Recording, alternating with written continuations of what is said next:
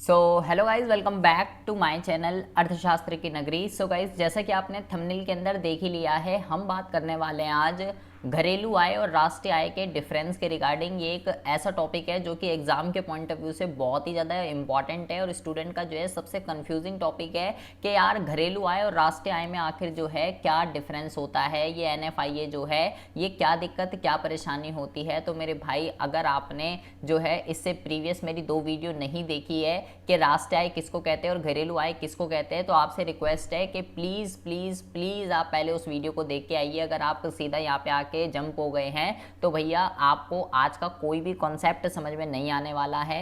पहले प्रीवियस की 2 वीडियो को देख के आइए जिसमें मैं घरेलू आय और राष्ट्रीय आय का अर्थ आपको अच्छे से समझा चुका हूँ। घरेलू सीमा क्या होती है, सामान्य निवासी, गैर निवासी, ये सारे कॉन्सेप्ट मैं आपको बहुत ही अच्छे से समझा चुका हूँ। तो आपसे रिक्वेस्ट है कि प्लीज़ आप पहले उस वीडियो को ज़रूर देख के आ जाइएगा, वरना ये सारा का सारा आज आपके ऊपर से जाने वाला है। तो आज हम बात करने वाले हैं घरेलू आय और राष्ट्रीय आय के डिफरेंस के रिगार्डिंग कि आखिर कैसे घरेलू आय और राष्ट्रीय आय जो है आपस में एक दूसरे से डिफरेंट हैं। तो बहुत ही ज़्यादा ध्यान से सुनेंगे। हम यहाँ पे लिखते हैं सबसे पहली बात तो घरेलू आय और यहाँ पर हम लिखते हैं राष्ट्रीय आय। तो एक एक चीज़ आपको बहुत ही ज़्यादा ध्यान से समझनी है। अगर आपको इसका मीनिंग क्लियर है तो आपको इसको डिफरेंस करने में कोई भी दिक्कत नहीं होने वाली है, क्योंकि प्रीवियस मैं आपको पहले ही बता चुका हूँ वीडियो के अंदर कहाँ अर्न करी और किसने अर्न करी, बस यही तो है और क्या है। देखिए, घरेलू आय की अगर हम बात करते हैं तो मैंने आपको ये बताया था कि भाई आय जो है वो 2 तरीके की होती है। एक होती है आपकी कारक आय और एक होती है आपकी हस्तांतरण आय। ठीक है, तो अगर आपने दोनों का मीनिंग अच्छे से पढ़ा था तो हमने वहाँ पे क्या बोला, एक लेखा वर्ष में जितनी भी कारक आय अर्जित की जाती है, चाहे मैं घरेलू की बात करूं चाहे राष्ट्रीय की बात करूं, तो घरेलू आय किसका सम होती है, घरेलू आय जो है वो सम होती है कारक आय का। और राष्ट्रीय आय की अगर मैं बात करता हूं तो राष्ट्रीय आय भी किसका सम होती है, तो भाई राष्ट्रीय आय भी सम होती है कारक आय का। तो एग्जाम में कभी कभार तो यही पूछ लिया जाता है कि घरेलू आय राष्ट्रीय किसका सम होती है, कारक आय का या हस्तांतरण आय का। तो भाई दोनों ही आय जो है कारक आय का सम होती है, दोनों ही आय हस्तांतरण आय को शामिल नहीं करती है। सबसे पहली बात तो ये तो इंपॉर्टेंट चीज है। अच्छा, तो एक साल के अंदर अंदर जितनी भी कारक आय अर्जित करी जाती है तो घरेलू आय क्या कहती है, घरेलू आय आपसे ये कहती है कि देखिए जी, चाहे वो जो कारक आय जो अर्जित की गई है, आप जरा बहुत ही ज़्यादा ध्यान से समझ लेंगे, चाहे वो सामान्य निवासी द्वारा अर्जित की गई है या गैर निवासी द्वारा अर्जित की गई है, मेरे को कोई दिक्कत वाली बात नहीं है। चाहे वो सामान्य निवासी द्वारा अर्जित की गई है या वो गैर निवासी द्वारा अर्जित की गई है, मेरे लिए कोई दिक्कत वाली बात नहीं है। सामान्य निवासी वो व्यक्ति होता है जो 1 साल या 1 साल या उससे ज़्यादा टाइम के लिए उस कंट्री में रह रहा है और उसकी आर्थिक रुचि भी वही है, और जो इस कंडीशन को पूरा नहीं कर रहा वो गैर निवासी है। तो घरेलू आय कहती है भाई मेरे लिए बंदा मैटर नहीं करता, कोई दिक्कत नहीं है, चाहे वो देश का सामान्य निवासी है चाहे वो देश का गैर निवासी है, कोई दिक्कत वाली बात नहीं है। लेकिन राष्ट्रीय आय क्या कहती है, राष्ट्रीय आय कहती है कि कारक आय का तो जोड़ है, लेकिन घरेलू आय कह रही है मैं तो भाई दोनों की आय का ले लूंगी, सामान्य की भी और गैर की भी।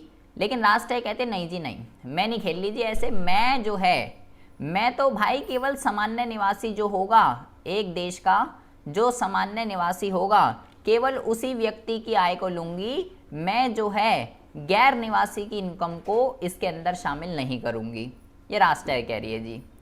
घरेलू आय कहती है कि मेरे लिए ना बंदा मैटर नहीं करता, चाहे वो सामान्य निवासी है चाहे वो गैर निवासी है, कोई दिक्कत वाली बात नहीं है। लेकिन ये कह रहा है कि भाई मेरे को ना क्या मैटर करता है, मेरे को मैटर करता है जगह, कि वो जो आय अर्जित की गई है इन दोनों के द्वारा वो घरेलू सीमा में सर्जित की जानी चाहिए। ये क्या है, ये हो गई आपकी जगह कि भाई कहाँ पे अर्न करी, ये जगह है। और ये क्या है, ये है व्यक्ति कि किसने अर्न करी, ये व्यक्ति है, ये व्यक्ति है और ये क्या है, ये जगह है। राष्ट्रीय आय क्या कह रही है, राष्ट्रीय आय ये कह रही है कि भाई कारक आय अर्जित की गई है लेकिन केवल सामान्य निवासियों द्वारा। ये कहती है कि भाई ये क्या है, ये है व्यक्ति, ये कहती है कि भाई मेरे लिए तो व्यक्ति मैटर करता है। अब चाहे वो देश की सीमा के अंदर अर्जित, यहाँ पे हम लिख लेते हैं, चाहे वो घरेलू सीमा में अर्जित की गई हो, चाहे वो घरेलू सीमा के अंदर अर्जित की गई हो या वो विदेशी सीमा के अंदर अर्जित की गई हो, राष्ट्र आय कहते जी मेरे लिए कोई दिक्कत वाली बात नहीं है।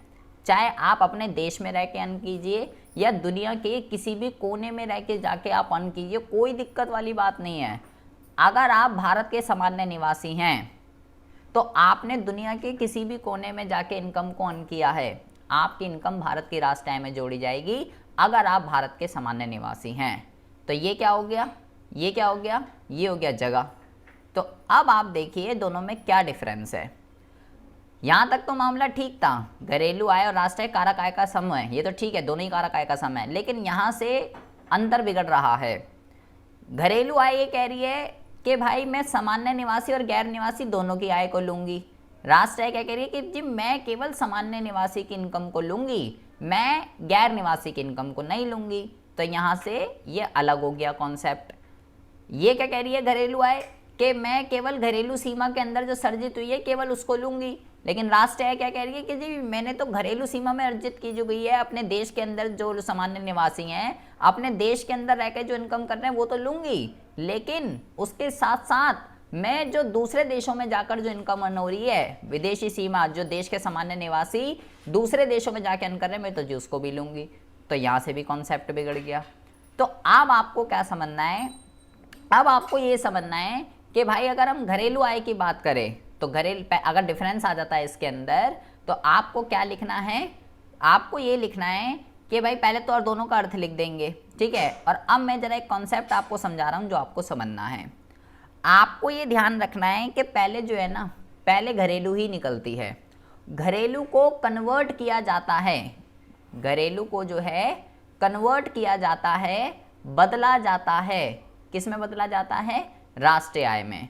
तो कैसे बदला जाता है, अब वो जरा कॉन्सेप्ट समझिए, बहुत ही ज़्यादा ध्यान से अटेंटिव होकर जो है क्लास लेंगे, बहुत ही ज़्यादा ध्यान से। आपको ये ध्यान रखना है कि जो भी चीज़ हमको निकालनी होती है, हमें क्या निकालना है, हमें राष्ट्रीय आय चाहिए, ठीक है। और मेरे को किसकी मदद से निकालना है, मेरे को जो है घरेलू आय की मदद से निकालना है। मेरे पास घरेलू आय है ना, मैं ये कह रहा हूँ कि मेरे को घरेलू आय को कन्वर्ट करना है राष्ट्रीय में। तो जो मुझे चाहिए उसको लेफ्ट साइड लिखते हैं और जो हमारे पास होता है उसको राइट साइड लिखते हैं, ठीक है जी। अब जरा कॉन्सेप्ट समझिए, मुझे घरेलू को कन्वर्ट करना है राष्ट्रीय में तो क्या करना पड़ेगा, इधर से इधर जाना है। तो ये कारक आय का समय, ये कारक आय का समय, ये ओके था, यहाँ तो कोई दिक्कत वाली बात नहीं थी, ये तो ठीक है, दोनों कारक आय का सम होती हैं। बात यहाँ से बिगड़ी थी कि ये कह रही है मैं तो दोनों की इनकम को लूँगी, घरेलू आय, लेकिन ये क्या कह रही है, भाई मैं तो सामान्य के लूँगी, मैं गैर निवासी की इनकम को नहीं ले रही। तो अगर मुझे यहाँ से यहाँ पे जाना है, आप खुद ही सोचिए, अगर यहाँ से यहाँ पे जाना है, इसमें दोनों की इनकम जुड़ी हुई है, इसमें केवल सामान्य की इनकम जुड़ी हुई है। तो अगर मुझे इस चीज़ को यहाँ पे लाना है तो ये गैर निवासी की इनकम को यहाँ से हटाना पड़ेगा ना। अरे भाई घरेलू में दोनों जुड़ी हुई है, सामान्य निवासी और गैर निवासी। राष्ट्रीय आय कह रही है मैं तो केवल सामान्य निवासी की आय को लेती हूँ, गैर निवासी की आय को नहीं लेती। तो अगर यहाँ से यहाँ जाना है तो ये जो गैर निवासी हैं, ये इसकी इनकम को यहाँ से हटाना पड़ेगा। तो उसको हटाने के लिए मैं यहाँ पे क्या लिखूँगा, उसको हटाने के लिए मैं यहाँ पे लिखूँगा विदेशों को कारक आय। इस चीज़ को मैं क्या लिखूँगा, विदेशों को कारक आय, ये मैंने यहाँ पे लिख दिया, ठीक है जी। अच्छा, इंग्लिश में अगर हम बात करें तो इंग्लिश में इसको जो है फीटा कहते हैं, फैक्टर इनकम टू अब्रॉड, ठीक है जी। अच्छा, तो भाई मैंने क्या करा, यहाँ से यहाँ जाना था मुझे, तो यहाँ से गैर निवासी की इनकम को हटा दिया, तो केवल कौन सी रह गई, सामान्य की। तो भाई ये भी ओके कर दिया मैंने, बराबर कर दिया, ओके जी, ठीक है। अब आती है बात अगले कॉन्सेप्ट पे। तो जो व्यक्ति वाला कॉन्सेप्ट था वो दोनों व्यक्ति की इनकम को ले रहा था, ये केवल एक ही व्यक्ति की इनकम को लेता है। तो व्यक्ति वाले कॉन्सेप्ट को, मेरे को अगर घरेलू को रास्ते पे जाना है तो मैंने गैर निवासी की इनकम को हटा दिया। अब आती है जगह की, मुझे यहाँ से यहाँ जाना है, घरेलू आय ये कहती है जी मैं केवल घरेलू सीमा के अंदर जो आय अर्जित हुई है मैं केवल उसको लूंगी। राष्ट्रीय आय क्या कह रही है? राष्ट्रीय आय कह रही है जी मैं घरेलू सीमा तो है, वो तो है, लेकिन जो देश के सामान्य निवासी हैं उन्होंने विदेशी सीमा में जाकर जो इनकम को अर्न करा है मैं तो भाई वो भी लूंगी। तो अगर मुझे यहाँ से यहाँ जाना है तो मुझे ये तो घरेलू आय में तो ये नहीं जुड़ी हुई विदेशी सीमा, लेकिन राष्ट्रीय आय में तो जोड़नी है। तो जोड़ने के लिए मुझे क्या करना पड़ेगा, इस चीज़ को मैं यहाँ पे लिखूंगा विदेशों से कारक आय। गैर निवासी की इनकम को हटाने के लिए मैंने क्या लिखा, माइनस क्यों लगाया, क्योंकि मुझे हटानी है विदेशों को कारक आय। और इसको मैंने प्लस क्यों लिखा, क्योंकि भाई मेरे को घरेलू से राष्ट्रीय पे जाना है तो घरेलू आय के अंदर केवल घरेलू सीमा की आय सर्जित है, राष्ट्रीय आय में घरेलू के साथ साथ विदेशी सीमा भी आएगी, तो वो मुझे जोड़नी है ना, क्योंकि घरेलू में इंक्लूड नहीं है, इसलिए यहाँ पे प्लस का साइन लगाया है। तो इसको हम क्या कहते हैं इंग्लिश में, इसको हम इंग्लिश में फीफा कहते हैं, फैक्टर इनकम फ्रॉम अब्रॉड। तो मतलब ये क्या बन गया, फीफा माइनस फीटा। तो आपको क्या ध्यान रखना है, ये जो फीफा माइनस फीटा होता है ना, फैक्टर इनकम फ्रॉम अब्रॉड और फैक्टर इनकम टू अब्रॉड, ये एक फॉर्मूला होता है जिसको हम कहते हैं NFIA। NFIA का फॉर्मूला होता है फीफा माइनस फीटा। क्या होता है, फीफा माइनस फीटा। मतलब मैं इतना बड़ा बड़ा थोड़ी लिखूंगा फीफा माइनस फीटा, मैं सीधा NFIA लिख दूंगा, क्योंकि NFIA का फॉर्मूला होता है FIFA minus FITA, net factor income from abroad. Hindi में अगर हम इसकी बात करते हैं तो आप इसको जो है निवल भी कह सकते हो या शुद्ध भी कह सकते हो। निवल या शुद्ध एक ही चीज होती है। तो अगर हम बात करते हैं इसका पूरा नाम क्या है, तो इसका जो पूरा नाम है वो है आपका विदेशों से प्राप्त, शुद्ध भी कह सकते हो निवल भी कह सकते हो, विदेशों से प्राप्त शुद्ध कारक आय या निवल कारक आय। ये किसका नाम है, ये नाम है NFIA का हिंदी में। तो आपका कॉन्सेप्ट क्या बना, बहुत ही ज़्यादा ध्यान से समझेंगे।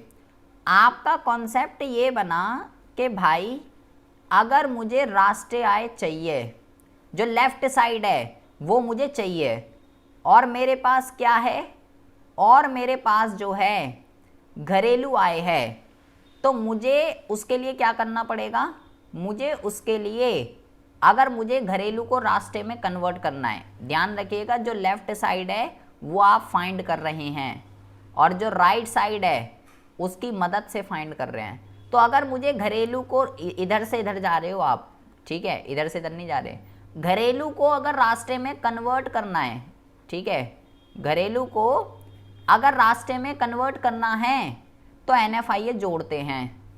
और अगर मैं बोलूँ मुझे जो है घरेलू आय चाहिए और मेरे पास जो है राष्ट्रीय आय है, तो मुझे क्या करना पड़ेगा, अगर मुझे ये चाहिए तो भाई सिंपल सी बात है NFIA माइनस कर देंगे। इट मीन्स राष्ट्रीय आय जो होती है उसमें NFIA सम्मिलित होता है। तो अगर हम डिफरेंस की बात करना चाहें, अगर मैं यहाँ लिखता हूँ घरेलू आय और यहाँ पे मैं लिखता हूँ राष्ट्रीय आय, अगर मैं डिफरेंस लिखना चाहूँ दोनों में तो पहले मैं क्या लिखूँगा, पहले में तो मैं लिख दूंगा अर्थ एक नंबर का। सबसे पहली बात तो कि जी ये घरेलू सीमा के अंदर सर्जित कारक आय का सम है और ये जो है सामान्य निवासियों द्वारा अर्जित कारक आय का सम होती है, चाहे वो कहीं भी अर्न करी गई हो। दूसरा आप यहाँ पे क्या लिखेंगे कि इसमें NFIA जो है शामिल नहीं होता, और यहाँ पे आप लिखेंगे इसमें NFIA जो है शामिल होता है। दूसरा ये लिख देंगे आप। तीसरा आप यहाँ पे लिखेंगे कि ये जो है ना एक घरेलू अवधारणा है। क्या है, ये जो है एक घरेलू अवधारणा है, या इसकी जगह आप ये भी लिख सकते हो कि ये एक संकुचित विचारधारा है, ये भी लिख सकते हो, ये एक संकुचित विचारधारा है या एक घरेलू अवधारणा है। और आप क्या लिखोगे, आप लिखोगे कि ये जो है ना ये एक राष्ट्रीय अवधारणा है, ये लिखना चाहो ये लिख सकते हो, या इसकी जगह आप यहाँ पे क्या लिख सकते हो, इसकी जगह आप यहाँ पे ये लिख सकते हो, ये संकुचित विचारधारा है और ये कैसी है, ये विस्तृत विचारधारा है। अब विस्तृत देख लीजिएगा कैसे लिखते हैं, एक होता है नैरो कॉन्सेप्ट, ये ब्रॉड कॉन्सेप्ट, ब्रॉड में यहाँ पे लिख देता हूँ, ठीक है। तो ये क्या है, ये एक विस्तृत विचारधारा है। तो आपको क्या करना है, 3 नंबर का ये बहुत ही इंपॉर्टेंट क्वेश्चन है। पहले में अर्थ, दूसरे में NFIA, तीसरे में घरेलू अवधारणा, राष्ट्रीय अवधारणा, ये संकुचित विचारधारा, और ये जो है विस्तृत विचारधारा। मेरी हिंदी कमजोर है तो देख लीजिएगा विस्तृत कैसे लिखते हैं। तो ये 3 नंबर का एक बहुत ही इंपॉर्टेंट कॉन्सेप्ट है। और ये जो 2 फॉर्मूले आपके बने हैं कि भाई अगर यहाँ से यहाँ जा रहे हो, आप बार बार देख लीजिए एरो कहाँ लगा रहा हूँ, स्टूडेंट सोचना हम यहाँ से यहाँ जा रहे हैं, यहाँ से यहाँ जा रहे हो आप, रास्ते को घरेलू में कन्वर्ट कर रहे हो, घरेलू को रास्ते में कन्वर्ट कर रहे हो आप। तो अगर घरेलू को रास्ते में कन्वर्ट करना है, NFIA जोड़ना है, अगर रास्ते को घरेलू में कन्वर्ट करना है तो NFIA माइनस करना है। और ये NFIA क्या है ये आपको समझना है। NFIA का मतलब होता है, मैंने बोला इसका पूरा नाम क्या है, इसका पूरा नाम है विदेशों से प्राप्त शुद्ध या निवल कारक आय, ये है इसका पूरा नाम। और ये डिफरेंस है फीफा माइनस फीटा का। फीफा का मतलब क्या होता है कि हमारे देश के लोगों ने, विदेशों से कारक आय का मतलब क्या है, हमारे देश के सामान्य निवासियों ने जो दूसरे देशों में जाके जो इनकम अर्न करी है वो होता है विदेशों से कारक आय, जो हमारे देश के लोगों ने दूसरे देशों में जाके अर्न करी है। और विदेशों को कारक आय का मतलब क्या होता है, विदेशों को कारक आय का मतलब होता है कि जो दूसरे देश के लोगों ने हमारे देश के अंदर आकर जो इनकम अर्न करी है, जो गैर निवासी हैं, ये कौन है, ये जो है ये गैर निवासियों की इनकम है। और ये कौन सी इनकम थी, जो हमारे सामान्य निवासियों ने दूसरे देशों में जाकर जो अर्न करी है, ये वो थी। तो मेरे भाई अब जरा NFIA को जो है बहुत ही ज़्यादा ध्यान से समझेंगे, अभी NFIA ख़त्म नहीं हुआ है। NFIA की अगर हम बात करें तो इसका पूरा नाम हिंदी में क्या है, घोल के पी जाना है। इसका फॉर्मूला क्या है, घोल के पी जाना है। क्या बोला मैंने इसका फॉर्मूला, फीफा माइनस फीटा, ठीक है जी। Factor income from abroad, factor income to abroad, मतलब कि जब हम से में से को माइनस कर देते हैं तो हमारे पास क्या निकल के आ जाता है, तो हमारे पास निकल के आता है NFIA। अच्छा, तो एग्जाम में आपसे पूछता है जी इसके घटक बता भाई, NFIA के घटक क्या होते हैं। बहुत ही इंपॉर्टेंट आता है एग्जाम के अंदर, 3 नंबर का 3 मार्क्स का क्वेश्चन आता ही आता है। NFIA के घटक बताइए, 3 से 5 जितने भी नंबर का आ सकता है। तो NFIA के घटक के अंदर जो सबसे पहला घटक होता है, बहुत ही ज़्यादा ध्यान से सुनेंगे, बहुत ही ज़्यादा इंपॉर्टेंट है। सबसे पहला जो इसका घटक होता है, इसको हम कहते हैं कर्मचारियों का शुद्ध पारिश्रमिक, कर्मचारियों का शुद्ध पारिश्रमिक। तो ये जो पहली बात, तो आपको 3 जो घटक मैं आपको बताऊंगा सब में शुद्ध वर्ड जरूर लगाना है, क्योंकि शुद्ध कैसे निकलता है, से में से को माइनस करके। सबसे पहला क्वेश्चन तो ये है, कर्मचारियों के पारिश्रमिक का क्या मतलब होता है। कर्मचारियों के पारिश्रमिक का मतलब ये होता है कि जब एक एम्प्लॉय अपनी सर्विस देता है तो उसके बदले में 2 पर्सन हैं, बहुत ही ज़्यादा ध्यान से सुनेंगे। पहला जो पर्सन है वो है एम्प्लॉय, मतलब कि कर्मचारी, और दूसरा जो पर्सन है वो है एम्प्लॉयर। एम्प्लॉयर को कहते हैं मालिक और एम्प्लॉय को कहते हैं कर्मचारी, ठीक है। तो क्या होता है कर्मचारियों का पारिश्रमिक, एक एम्प्लॉयर ने अपने एम्प्लॉय को क्या क्या चीज़ें दी, वो कर्मचारी, जैसे कि काम करते हैं तो सैलरी मिलती है, वेजेस मिलती है, और भाई रहना के लिए घर वगैरह, गाड़ी का बहुत सारी चीज़ें मिलती है मालिक की तरफ से, PF वगैरह बहुत सारी चीज़ें मिलती हैं। तो कर्मचारियों का शुद्ध पारिश्रमिक NFIA का सबसे पहला घटक है। अब क्या होता है, ये से में से को माइनस करते हैं। तो हमारे देश के लोगों ने, बेटा बहुत ही ज़्यादा, आप ज़रा ध्यान से सुनेंगे, हमारे देश के लोगों ने जो दूसरे देशों में जाकर अपनी सर्विस दी और वहाँ से जो कर्मचारियों का पारिश्रमिक अर्न किया, उसे क्या बोलेंगे हम, से वाला है वो। भाई हमारे देश के जो सामान्य निवासी हैं हमारे देश के जो सामान्य निवासी हैं उन्होंने दूसरे देशों में जाकर अपनी सर्विस दी दूसरे देशों के एम्प्लॉयर को, और वहां से जो कर्मचारियों का पारिश्रमिक अर्न करा वो है से, मतलब दूसरे देशों में काम करा, वहां से वेजेस और सैलरी मिली, मैं दूसरे देशों में काम कर रहा हूँ। और ऐसे तो दूसरे देशों के लोग हमारे देशों में भी काम कर रहे होंगे, तो दूसरे देशों के लोगों ने हमारे देशों के अंदर आकर जो मजदूरी वेतन वगैरह जो अर्न किया उसको हम बोलेंगे को। तो जैसे मान लो हमारे देश के सामान्य निवासियों में ने दूसरे देशों में जाकर 1 लाख रुपए की कर्मचारियों का पारिश्रमिक अर्न करा, और दूसरे देश के लोगों ने हमारे देशों के अंदर आकर 20,000 रुपए का अर्न करा। तो अगर मैं नेट निकालूं कि हमारे देश ने कितना अर्न करा तो वो है 80,000 रुपए। पहले कर्मचारियों का पारिश्रमिक क्या होता है, एक एम्प्लॉयर ने अपने एम्प्लॉय को क्या क्या दिया, तो भाई वेजेस, सैलरी, रहने के लिए घर वगैरह, पीएफ वगैरह, कई सारी चीजें मिलती है। ये भी आगे आएगा, आय विधि के अंदर हम पढ़ेंगे इसको बहुत ही अच्छे से। तो अगर हमारे देश के लोगों ने जितना भी अर्न करा वो दूसरे देश के लोगों ने जितना भी अर्न करा वो, उसको अगर मैं माइनस कर दूं तो भाई क्या आ जाता है, कर्मचारियों का शुद्ध पारिश्रमिक आ जाता है। दूसरा जो इसका घटक होता है कर्मचारियों के पारिश्रमिक का, जो दूसरा घटक होता है इसको हम कहते हैं विदेशों में निवासी कंपनी की शुद्ध प्रतिधारित आय। शुद्ध वर्ड जरूर लगाना है सब में। पहले तो आपको ये पता होना चाहिए कि प्रतिधारित आय क्या होती है। प्रॉफिट का वो पोर्शन, बहुत ही ज़्यादा ध्यान से सुनेंगे, जब कंपनी चलती है तो लाभ भी होगा, तो वो लाभ जो कंपनी ने भविष्य के लिए सेव करके रख रखा है, रिजर्व करके रख रखा है, अपने शेयर होल्डर में नहीं बांटा, फ्यूचर में कोई सरकमटेंसेज आ जाए उसके लिए रख रखा है, उसको कहते हैं रिटेन अर्निंग। तो विदेशों में निवासी कंपनी की शुद्ध प्रतिधारित आय का क्या मतलब है, हमारे देश की कंपनियां जो दूसरे देशों में हैं उनकी रिटेन अर्निंग, और दूसरे देशों की जो कंपनियां हैं उनकी रिटेन अर्निंग।